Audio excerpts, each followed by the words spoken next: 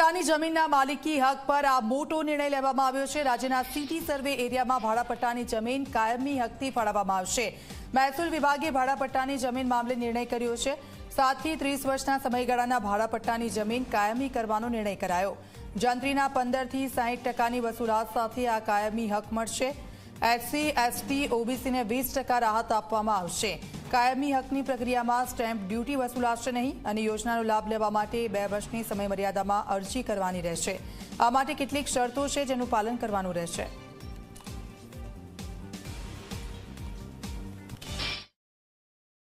કે જે ભાડાપટ્ટે સરકારી પડતર અને સરકારશ્રી જમીનો હતી જે ખાલી પડી રહેતી હતી એને વાપરવા માટે રોજગારી માટે ધંધા માટે અથવા તો ખેતી કરવા માટે અને બાગાયતની પ્રવૃત્તિ માટે આ રીતે પહેલાં આપવામાં આવતી હતી 30 વર્ષના લીઝ માટે 99 વર્ષના લીઝ માટે કે 40 વર્ષ 25 વર્ષના લીઝ માટે। તો એમાં પૈસા અમુક ટકા રકમ સરકારમાં ભરવામાં આવે કે આકારણી જે હોય એની એ આકારણીના 15% 25% રકમ સુધી ભરવામાં આવે અને એ પછી 25 વર્ષ સુધી અને પછી 25 વર્ષ પછી અમુક રકમ વધારવામાં આવે એ પ્રમાણે 25% રકમ લેવામાં આવે। એ પ્રમાણે તાજેતરમાં ગુજરાત સરકારે આવી જમીનો ડેવલપ થાય અને લોકોને ધંધા રોજગાર મળી રહે, બાગાયત પ્રવૃત્તિ થાય અને એક સારો એક વિકાસ થાય જમીનોનો અને પડતર જમીન ના રહે એના માટે એક આવો ઠરાવ કર્યો છે। એક વિકાસશીલ ઠરાવ છે, ગૌરવવંતો ઠરાવ કરેલો છે અને લોકોને આનાથી ફાયદો થશે।